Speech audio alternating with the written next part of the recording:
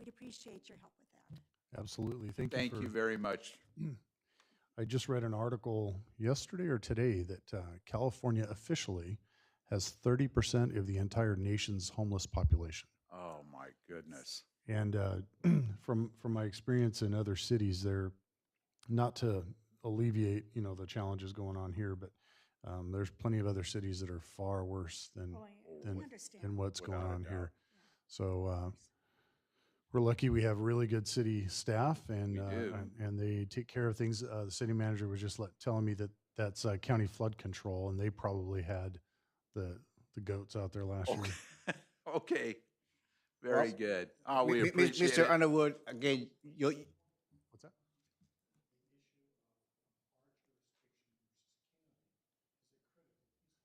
Yeah, I think Jarb will reach out to them. oh yes, the two things.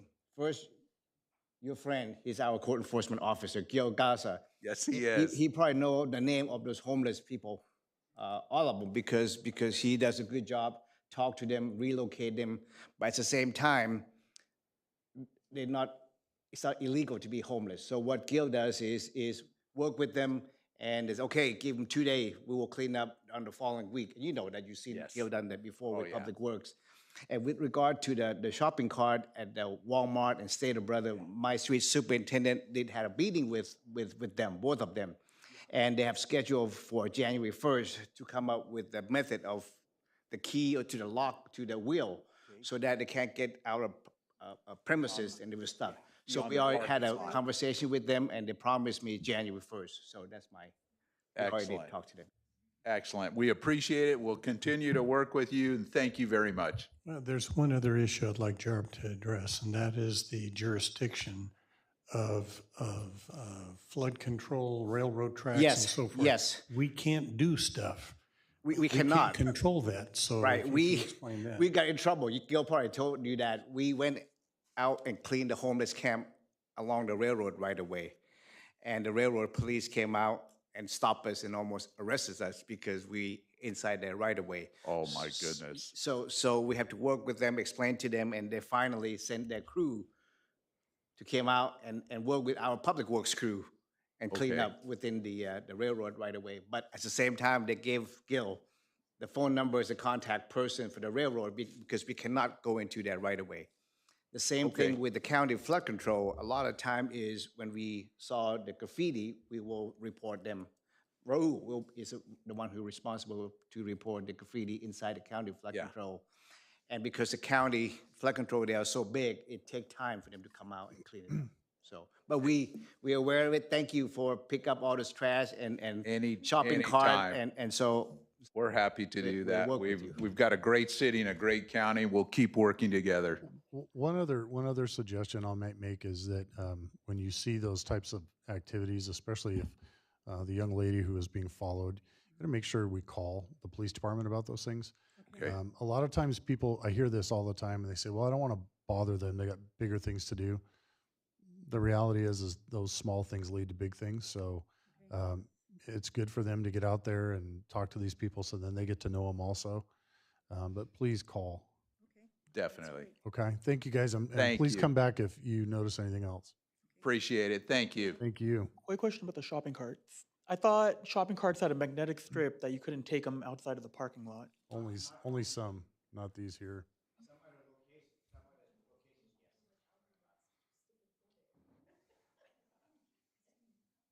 I got a feeling we probably get a lot of the Walmart carts from down on Redlands Boulevard. That's where they come from. Yeah. Okay. Tushar and Carol Osa.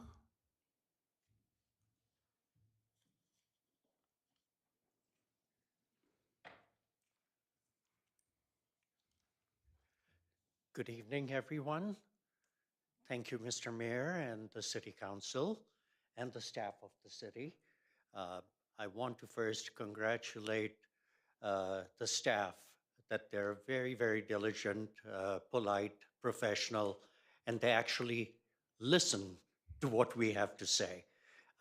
Just to give you one example, I know I've had numerous encounters and all of them have been positive with the staff, but one in particular with Ms. Nicole Campbell recently. I just came over, expressed my concerns, and I talked in general, but she was polite enough saying, why don't you tell me specific things and see if I can take some action. And within 3 days of my speaking to her, a sign on Villabear and Lawton was moved, and now it is visible, which it wasn't for 2 years I've lived here, and many people have missed that, our street to turn on. Thank you very much, Nicole. Appreciate your kindness. I think communication is the key. And I'm somewhat dismayed being a communications professor and my wife being a communication teacher in public school. She's taught many subjects, but we're both. And to get in touch with council members, why is it so difficult? I think there should be access. I understand each of you are professionals and you have other jobs. This is not a full-time job. But I think we need to, if we need a conversation, we need to be able to access you and your voicemails or something. I'm not expecting instant answers, but at least to raise our concerns, I don't think that's too much to ask as a taxpayer. My concern, and I've talked to numerous neighbors and other seniors, the senior center. Granted, it's doing a lot more than it was during COVID, but during COVID, everybody, each of the neighboring cities were experiencing the same issues as we are. We are a blue zone, and therefore, proportionately, we have a significant larger number of seniors. And our senior center is only open 3 half days a week and a total of only 11 days out of a month. I think we need to do more. I think there needs to be some allocation or reconsideration of what's going on. Granted, I mean, even the hours are not posted up front on the door. I think that's a very simple thing. It's not going to cost anything really to post hours. I mean, print out a sheet of paper on a computer. I'm not even expecting a professional sign to be made. I don't think that's too much to ask. I think there needs to be more input and resources posted on our website as to what else we can get in terms of senior citizen and disabled help. Other cities are doing significantly more. Redlands, Colton, they're open 5 days a week with multiple classes and multiple activities. And I think we're lagging in that regard. Thank you very much. I know I've overspoken. Thank you. Thank you guys very much. So, so I do know that sometimes our community center is staffed by our city manager.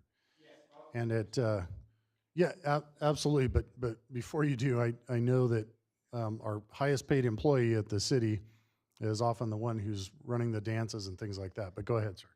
So, sir, thank you for coming to the city hall and mentioning to Nicole. Both items have been taken care of, the sign at the senior center too, because Nicole came and mentioned to me, and that afternoon on the way home, I checked and I missed that street name sign, so I turned around and it get done the following 2 days. With regard to the senior center, yes, we missed the sign, so the following day or 2 days later, we put up the sign for the day it was open, the time is open. And this past Saturday night, we have the dance at Senior Center. We have almost 50 people came to the dance. So yes, we try to have a dance, we can provide hot food, hot meal for lunch. We are working with the provider right now. They can't find a cook. So we have the dance, we have a line dance Thursday, we have ukulele on Tuesday, we have paint classes on Wednesday. So we're trying, and so we try to we contact, like you mentioned, nearby city of Redlands, city of Highlands, city of Colton, their senior center, to see which instructor that can come out to work with us at the senior center. So we are working on it, sir. Thank you for letting me know. So. Thank you. So what I take out of that is, you want something done, you go to Nicole. Is that what it is? Pardon me? No, just kidding. Just kidding. I spoke to him on the phone today, and he actually had what I thought was a good idea. A lot of seniors need help with, tech kind of stuff and so forth. Do we have that? Because we have people employed by the city. It wouldn't cost us any money if we could have a regular time, maybe they could go over there and just have people help them with just silly things like their iPhone or No, whatever. we have it. Lynette was a group that came out for helping taxes. Lynette used to work for. The AARP would come out and do the free tax assistance for our seniors. They train their staff for a couple of months, and then they provide that service during tax season. Like tech, though. Not Tech, like your phone, like your computer, your phone, IT. that kind of thing. Yes, IT kind of help. We used to have that too. We used to have computer classes teach at the senior center, but they did things that they're not supposed to. So we end up shut it down. But we can try again. So. Can we question, if I Yes, may? yes, sir. If things that were happening that shouldn't have, I suppose, at least make that public so we know what's happening or not supposed to happen, and perhaps that can be avoided rather than just shutting that part down. Okay. All right. Well, thank you. It sounds like we have some ideas, and thank you for, yes, sir.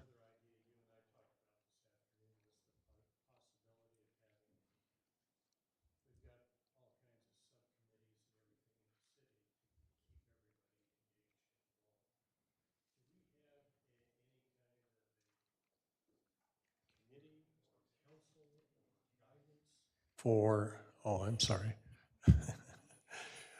For the senior center?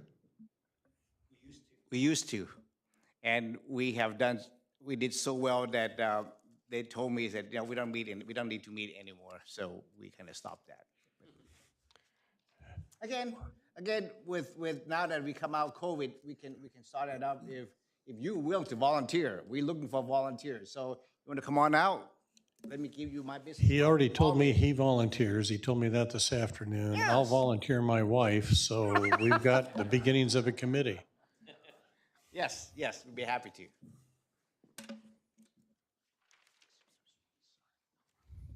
Okay. Thank you very much. Milford, did you want to come up and speak too?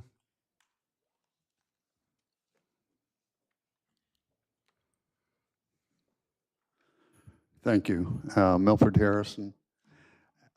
I just wanted to recognize the fact that today we had the funeral for former council member Norm Meyer. He is the oldest living council member that the city has had.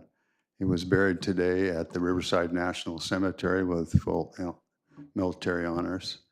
And he was on this council for, I should know, but I don't know how many years, but it was a lot of years. 20. 20 years, thank you. 21 and a half years. Are you sure it wasn't 21 and a half and 4 days? I know how precise you are. I will tell you that the entire time I was involved with the city and on city council and afterwards economic, we tried to get him to accept the mayorship, and he never wanted it. He just, but he was level-headed and very faithful and just great to work with. With us, we never had a disagreement that I'm aware of. He started the air ambulance service for the medical center when the medical center owned their own air ambulances, and that was the first air ambulance service in the whole region. And he was head of community hospital, and I think he may have been even head of the medical center for a while, but just a great guy, and 98 years old. And I think it would be nice if you adjourned in his honor today. Thank you. We'll definitely do that. And Milford, we were talking about, that's another example of our blue zone. Exactly. Absolutely. Okay, thank you very much, sir. Moving on to scheduled and related items. Number 2A is the proclamation for the unforgettables. Tim, you want to come up? Sure. May I bring my board chair with me? Absolutely.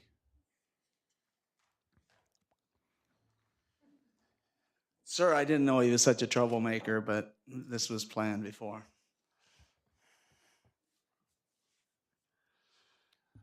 All right. Let me try to read through this here. Whereas the Unforgettables Foundation is a nonprofit organization founded by Tim Evans in 1999, whose mission is to assist low-income families in providing a dignified, appropriate burial for their children who have passed away.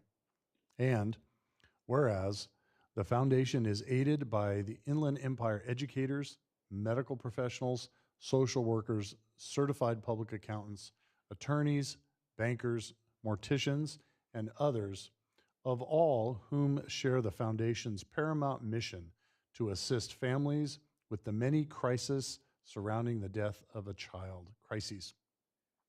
And whereas the foundation educates parents and children's caregivers to confront, control, and conquer the primary risk to our children's health and wholeness. And whereas for many families, the anguish and heartbreak of a child's death is accompanied by the additional burden of financial incapacity.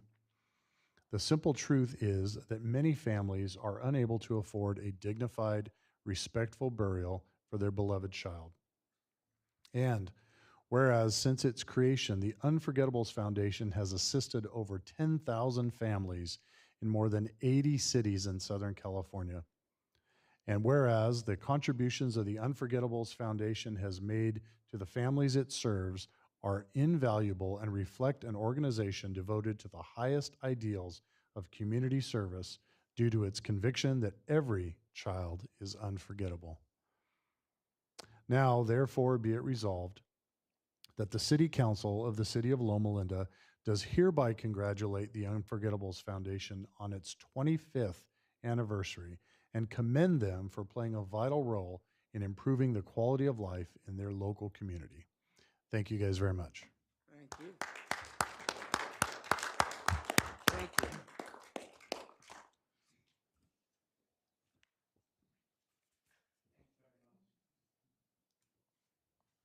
Can we get a picture in front of the council? Absolutely. Should we all?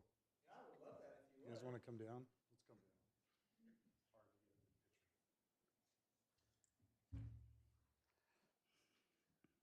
Jarb, it's nice to see you. And I'm going to take 2 seconds because I'm among friends, and I'm very blessed to be the founder. Todd has done a great job as our co-chair this year.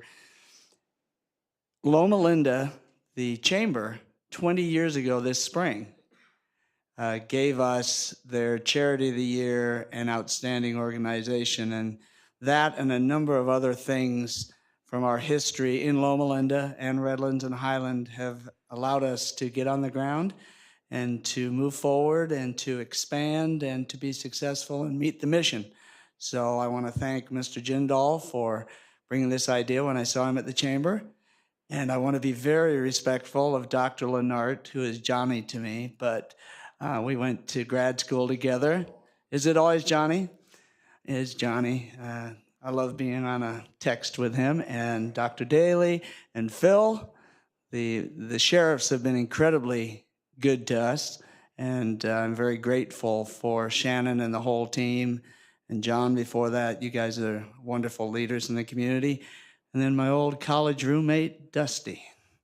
And I've had great respect and appreciation for Dusty through the years, so I'm among friends, and I thank you for recognizing us tonight.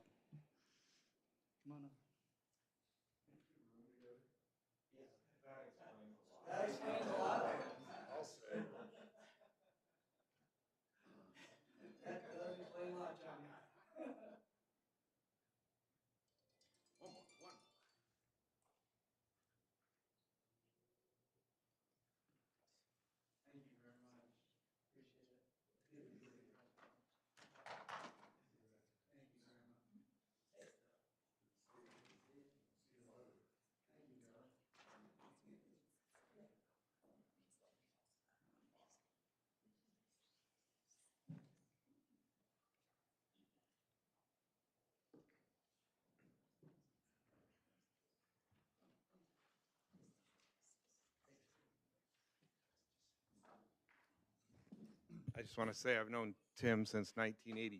We went to seminary together back in Michigan. And I just want to publicly thank him for this ministry that he does. I mean, it's a lot of work, and it's just amazing how much impact he's had in people's lives over all this time. I just want to thank you so much for making this a labor of love for your life, for all that you've done for everybody. Tim is definitely one of the hardest working people I've seen because I see him everywhere. Okay.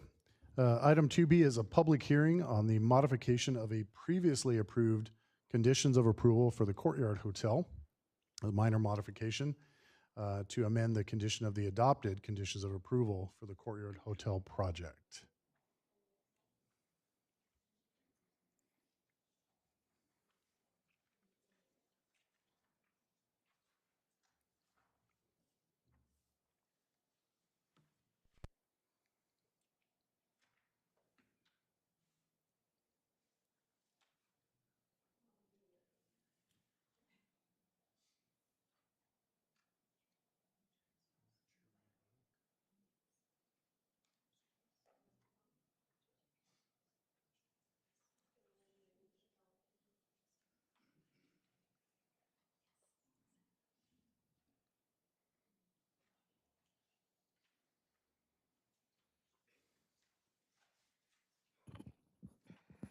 Okay.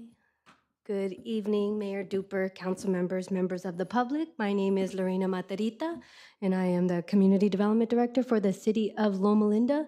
And tonight I will be presenting the first public hearing item. It is a minor modification application number P23193. The applicant is Haral Patel with Al Hospitality LLC. About a year and a half ago, or a little over a year and a half ago, this council approved conditional use permit number P19218 to construct a four-story hotel courtyard by Marriott. Since then, the applicant has completed the plan check process, and he is now ready to pull building permits. However, he's not ready to pay development impact fees, so he has submitted a minor modification request to modify condition number 24 of the previously adopted conditions of approval pertaining to Courtyard Hotel. And so the condition will require, that specific condition requires the developer to pay the impact fees prior to building permit issuance, but he is requesting that we defer the timing of his impact fee payments to the final occupancy stage.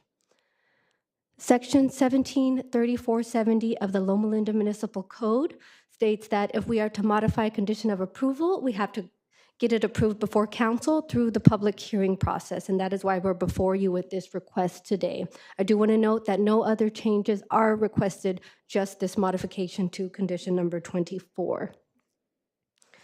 Displayed on the screen is condition number 24. Changes are indicated in red. Strike through represents the old text, while the underline denotes the new text. Once upon a time, DIS were collected upon final occupancy if requested, but issues with developers prompted a policy change about 5 years ago. Most of you on that council were there and probably know of the reason why we implemented that policy 5 years ago. But now DIFs are collected before building permit issuance, and this requirement is stipulated in all conditions of approval. I do want to note that the applicant anticipates paying his impact fees in December of next year, or at the latest January 2025, which is coinciding with his expected hotel opening date. As of date, he has processed 4 hotel projects, and 3 of them were submitted prior to this policy change. He would like the latest one to align with the old practice of paying DIFs before final occupancy, as his funding structure has always been based on this arrangement. As with any project, findings were made and they are included in your staff report. Basically, the finding made here is that there are no adverse impacts on the public. And also, I want to note that the original conditions, as well as the mitigation measures, with the exception of number 24, will continue to apply throughout the project's lifetime. Haral has consistently met his financial obligations with the city, including past DIF payments.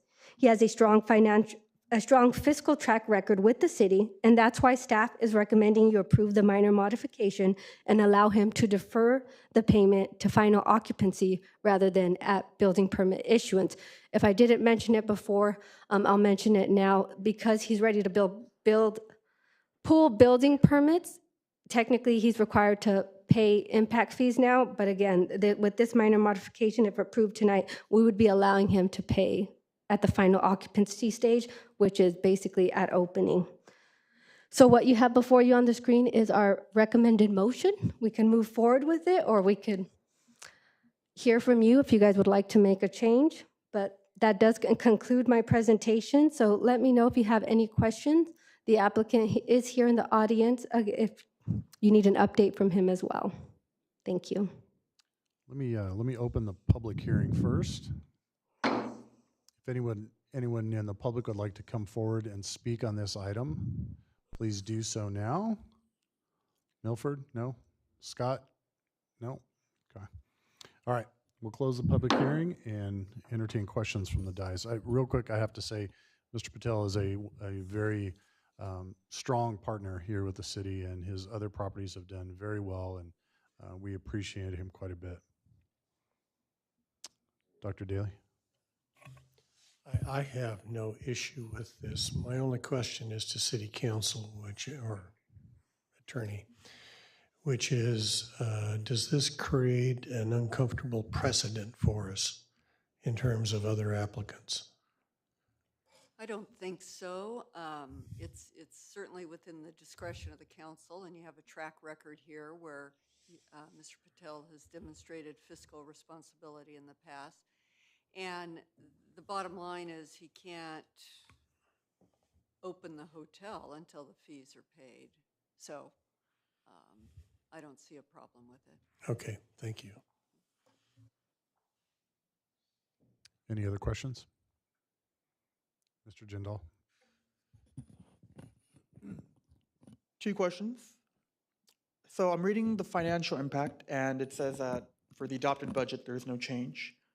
Would there be any change in the amount we receive in fees, whether it gets paid now or in the future? That's a great question. As you know, we just adopted this past year the development impact fees, so we don't expect there to be any change, but that's why we also have that stipulation in the condition that basically coming forward, should there be an issue and he pays in 5 years and we adopt a new set of fees, he'd be paying the fee that's on the new fee study or the new Nexus study. Got it. So we don't expect a change, but No. hypothetically it could happen. Hypothetically, it could happen. Second question, I wasn't here 5 years ago. Is there a reason why we changed it if it seems like this method is preferred by the developer? It was other developers. It was not this particular business owner. It was the other developers that we have this previous arrangement, and they completed the facility, and they came to tell the council that, I'm sorry, I don't have any money to pay, and so therefore the city waived the fee, and technically we cannot waive the fee, so the city had to use general fund money to pay the fee for them. Thank you.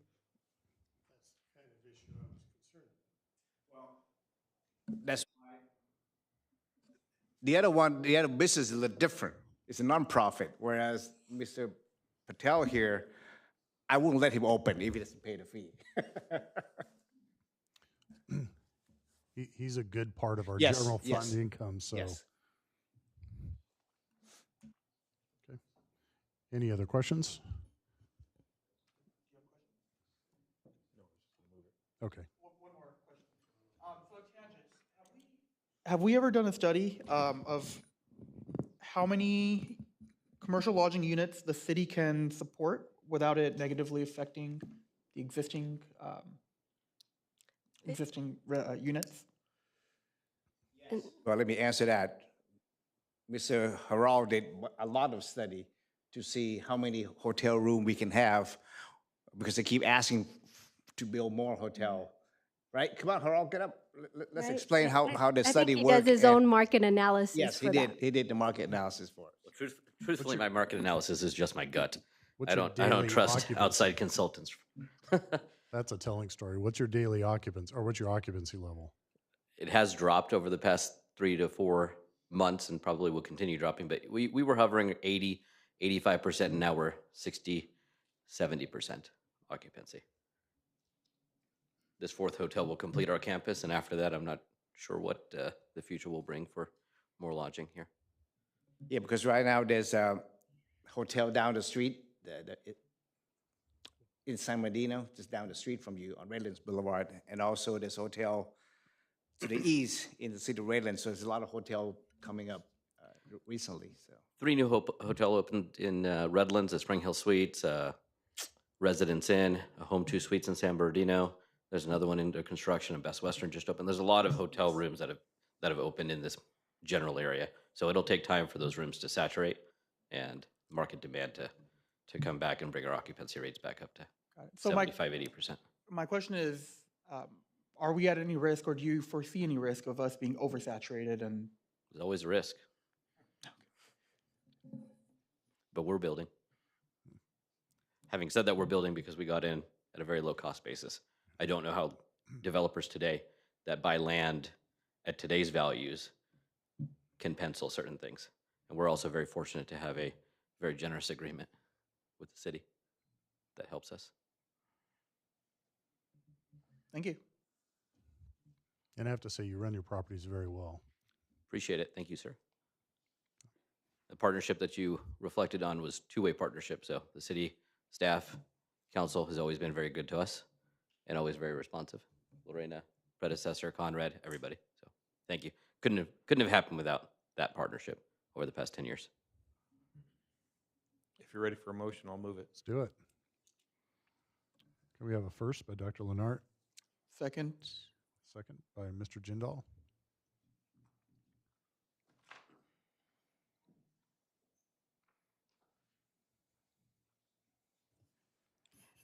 Motion is to approve minor modification number P 23-193 to amend condition number 24 of the adopted conditions of approval for the Courtyard Hotel Project, CUP number P 19-218, located at 10354 Richardson Street, allowing the applicant to pay the development impact fees prior to final occupancy. I will take your vote. And this is a first reading? It's, we don't have This to. I think is not an ordinance. Yeah, we only have to do one.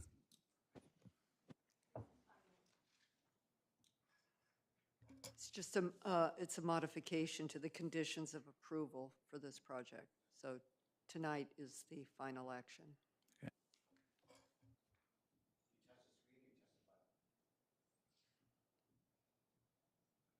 There you go. Motion carried unanimously.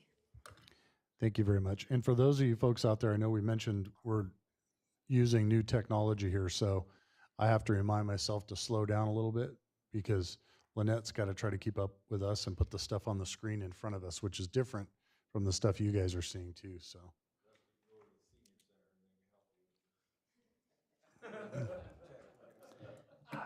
I wasn't even ready to vote yet.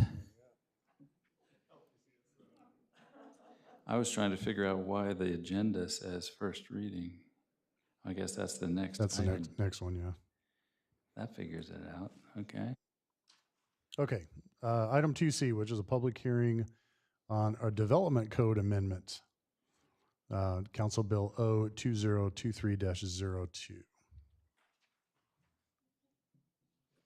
Good evening, Mayor and Council, members of the public. I am Nicole Campbell, Associate Planner for the city.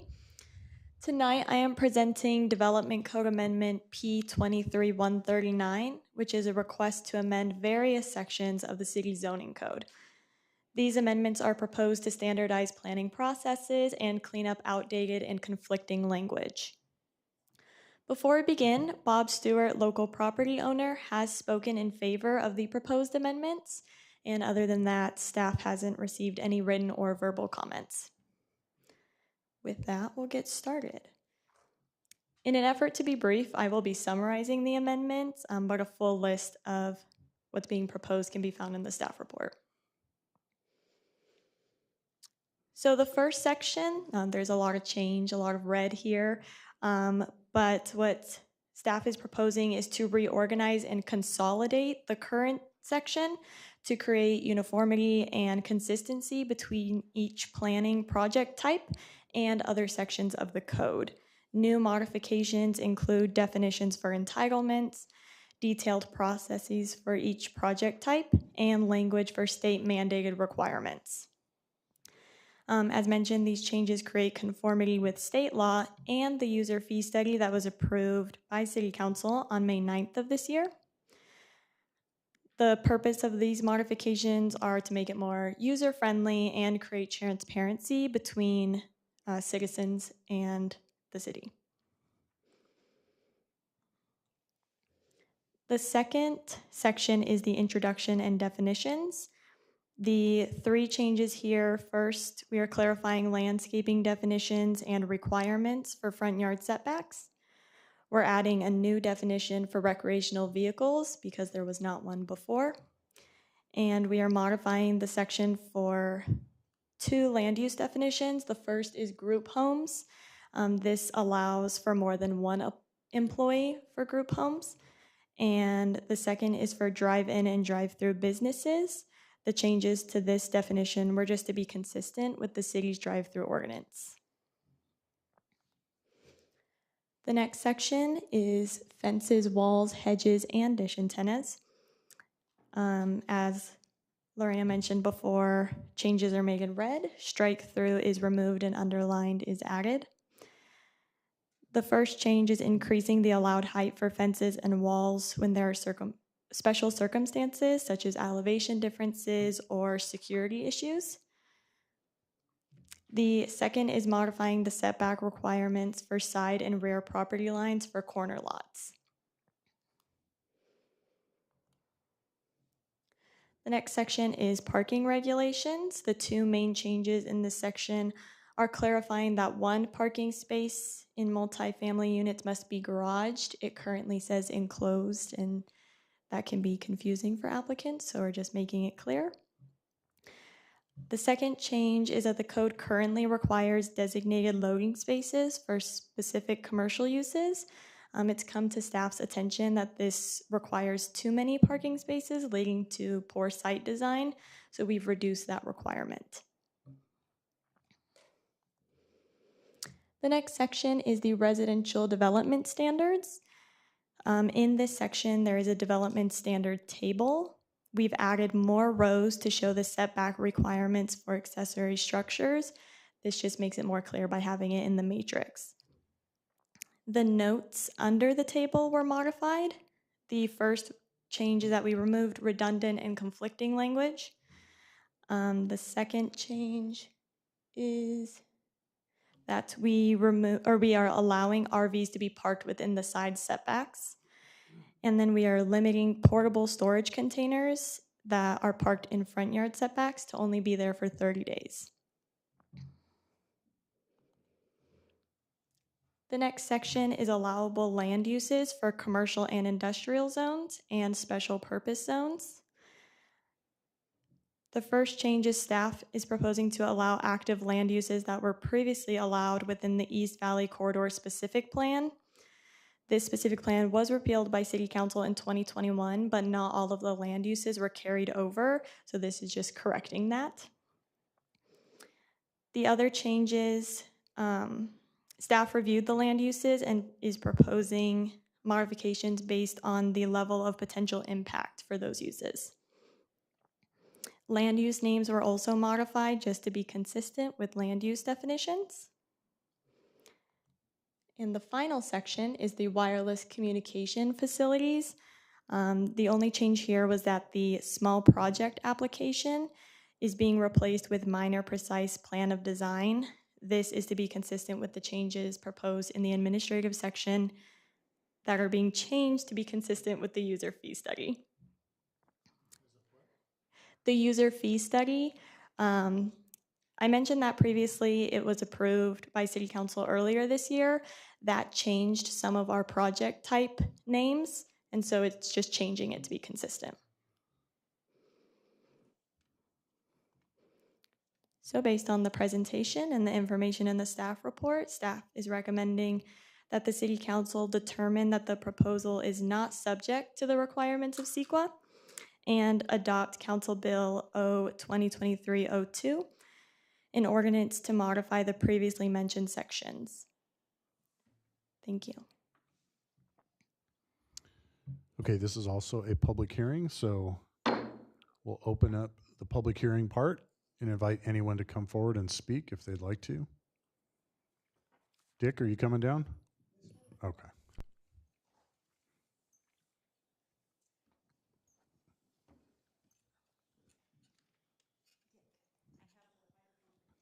That's all right. We got it right here. Thank you, Mr. Mayor. Dick Wiley. One thing I think that, I don't know if you covered it through this, but when the state said we can have the ADUs and all this other, I started thinking you put new homes in. We put 2 cars in the garage. We put 2 cars out in front of the garage. Now, if we need more space, we're going to pretty soon say, well, I'm going to park in your parking spot. No, that's yours, not mine. And I think something needs to be looked at and addressed right now to say, either when you buy a new home, these are the rules. You got so many guaranteed spots. After that, you go find a place. You know, you may have to walk a mile or 2, but you shouldn't inconvenience people that are there. So I think this needs to be either put into that or looked at and come up with a solution for it. Yeah, unfortunately, the state made no difference in terms of parking with some of those ADU laws. They don't give us any leeway in terms of that. Thank you, Mr. Wiley. I would just like to note that this does not cover ADUs. This is just a cleanup of our code, and ADU state requirements are separate from this. I don't have a question, just a comment on what Dick was discussing. The issue of parking in Loma Linda neighborhoods has been around for a long time. We have a lot of homes that are owned by people that don't live in Loma Linda, but Junior comes and attends one of the schools in the university or a residency in one of the hospitals, and suddenly a 2-car garage becomes a dwelling where there's 5 or 6 people in it. That's not an issue we haven't had to deal with, and it's difficult, but there are limitations to what we can do with it too. But I understand your point. Okay, we're going to close the public comment. Any questions here on the dais? We have a couple. In one section here, it says, adds a new definition for recreational vehicles. What would the new definition be? I can read it to you if you'd like. I believe it's in the staff report, but let me read it here. Okay, so it reads, recreational vehicle means a motorhome, travel trailer, truck camper, camping trailer, boat, or other similar vehicles that includes living quarters designed for accommodation, whether towed or self-propelled. And do you know what the difference was before? What are we changing? It says adds. Oh, it didn't exist. There was no definition. It didn't have it. Oh, okay. I just wondered if there was some thing there. And then the next one, right after that, it says increases the maximum height of fences from 6 to 8 feet when adjacent properties differ in elevation. How much of a difference in elevation? Is it like an inch, or is it defined at how much higher it has to be able to allow that? Or it says, or if special circumstances exist? It depends on the circumstance, but typical practice is that if the grade is different, it's measured from the highest grade. So if the grade is like this, it'll be 6 foot from this wall, but but it may be higher for the person on this side. So the highest grade of the property, not the highest grade at the property line? So that this is mainly for properties where the line is here and then the fence is on the property line. Oh, I'm not sure. okay. I think so. Yeah. Any other questions?